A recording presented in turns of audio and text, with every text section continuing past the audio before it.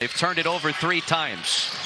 And you wondered what type of energy they'd come out with after a double overtime game last night. Jeremy Roach operating downhill for 2. Tennessee had 18 offensive rebounds against Virginia last night, and that took the Cavaliers out of the game. Lanier on a crossover, works downhill and lays it in. A little tired, a little slow getting back down the court. Roach off the fingertips of Ojanwuna, and Ziegler, Johnny on the spot again. Alley-oop, Phillips hammers it through. And Zakai Ziegler has had his fingerprints all over it. Yeah, he's right in the middle of the floor, so he's got some different options. It's just a good lob pass, nice and soft. Chich was open underneath the basket, just couldn't get it to him. Ziegler finds Dubar. This time he connects. They're stubborn. They want to learn every time they mess up and get it right. Well, Ziegler is the anchor of the Tennessee defense, 3-time SEC all-defensive team, and was the conference defensive player of the year last season. We'll see if that Jalen Celestine Trey can get Baylor back in rhythm on offense. Dubar left alone, clanks it off the side of the iron. He's not really going to beat you from the outside, and you sometimes get a little bit confused when they talk about the draft picks, because there you see his talent. Gliding to the basket, going strong, and exploding to the rim. But a lot of times they draft younger players on the potential, what they think they can develop them into. But he's got great length on his body, good strength, good size. And elite athleticism as shown on that blow by. Ziegler finds Gainey in the corner. Ripped down by Milicic. Gainey, another clean look. This time he knocks it down. All those guys, great players. Long rebound to Lanier. Gainey for 3. Even if you pick him up at half court just to get a body on him, because once he gets that low, he's unstoppable. Lanier wraps it in off the feed from Igor Milicic. Got to give the coaches a little credit for that basket. Probably called it a timeout, swung it, and went back door, knowing they were going to overplay Lanier. Wright glides inside for 2. Chaz Lanier already has 17 points in this first half. Milicic powers it up off the window and in. That's a strong move, because Omer is one of the strongest postmen, the down front line players there is. He bumped right off him, still maintained control. Omer steps into a 3. Banks it in. They don't want to give you those easy points. Lanier lets it go. Got another one. 6 first half triples for Chaz Lanier. I mean, you see free substitutions, but the level has not dropped off really at all. Loose ball ricochets to Meshack. Around the world and down. It's 42-14. This looks like a lopsided football score with 3:30 left in this opening half.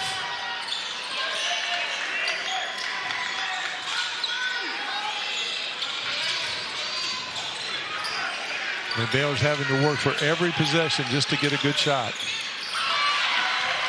Active hands, we talked about the deflections. Love with the shot clock at 2, twirls around. It grazes off the front of the rim. Roach out of the shot fake. Another one short. Leans in. This one's perfect.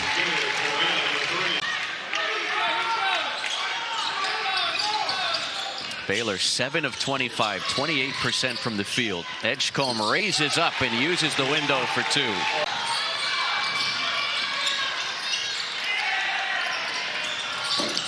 That horseshoes off the cylinder. The none miss. The Ojanwuna offensive rebound. The Roach miss, but Ojanwuna stays with it on the offensive glass. Didn't have much of an impact last night. Just 2 points in 17 minutes. This is his 3rd season with Baylor. From the NBA Global Academy by way of Nigeria.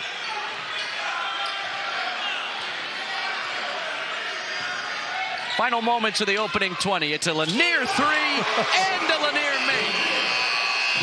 A career best 7 triples, and Chaz Lanier does it in 1 half.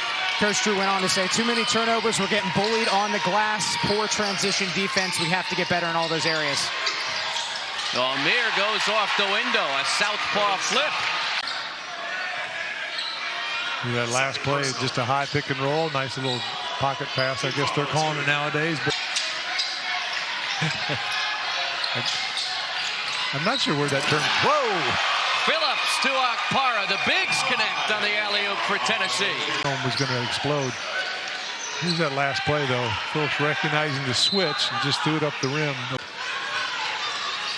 Ziegler races into the front court, tried to lob it to the big fella again. This time Baylor breaks it up. Open corner pocket three, and Edgecombe hits. We love it, you know, a little bit of snow, a little bit of cold.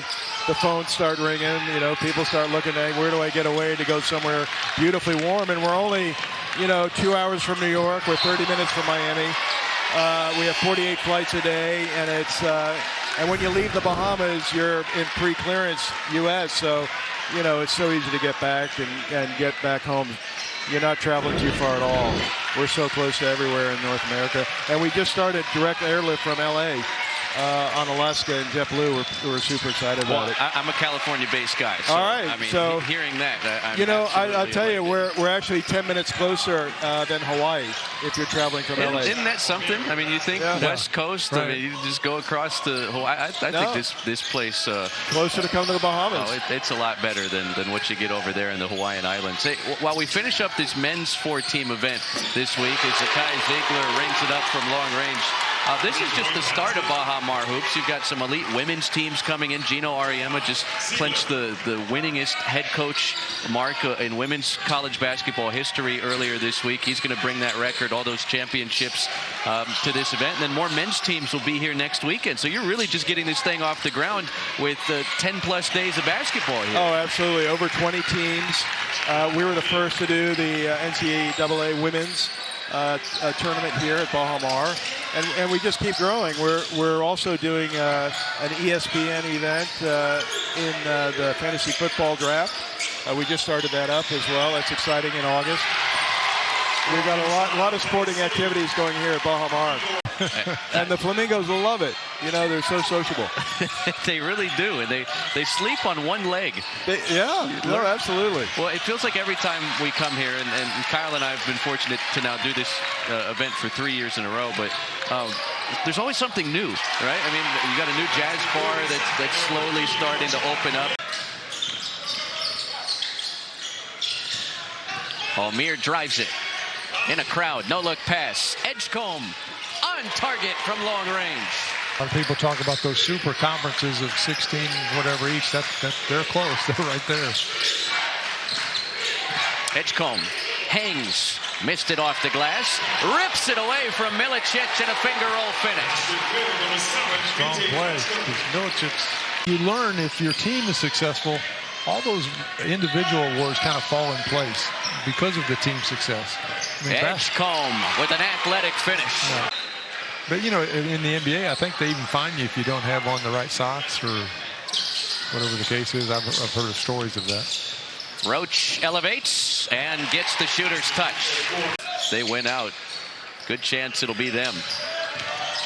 Baylor trails by 21 out of the timeout, and they'll get a little closer as Nunn connects on a three. Nunn recovers. Edgecombe on a bounce. Almir, look out below. Well, a little bit of everything. Great little pass there. Tennessee led by 27 out of the break. Gainey late in the clock puts it in.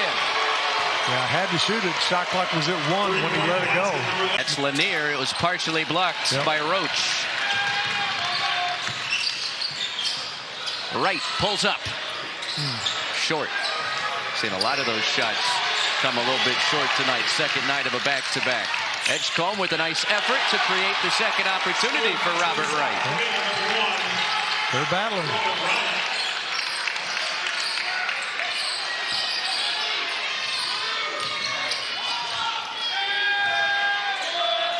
Baylor did not respond this well opening night at Gonzaga after facing a big halftime deficit.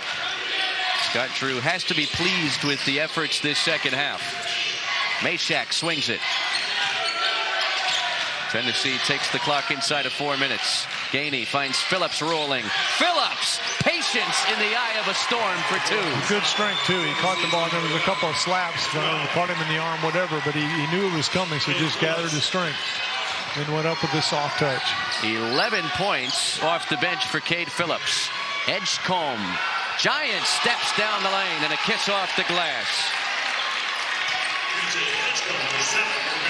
17 for Edgecombe tonight. Yeah, I mean, he's talented. I think I'd sit on his right hand, though, and see if he can go to the left. Because it seems, I recall, that every drive he's made has been going right. Ziegler blows by none for two. With his defense in these two games. VJ.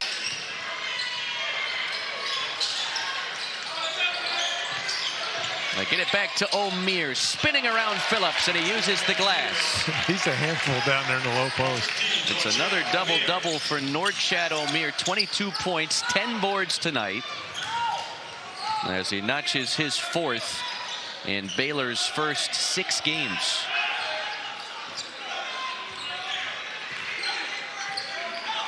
A team like Tennessee won't catch them squandering as large of a lead as they had at halftime, up 27. Baylor never quite made things interesting, but continued to play hard.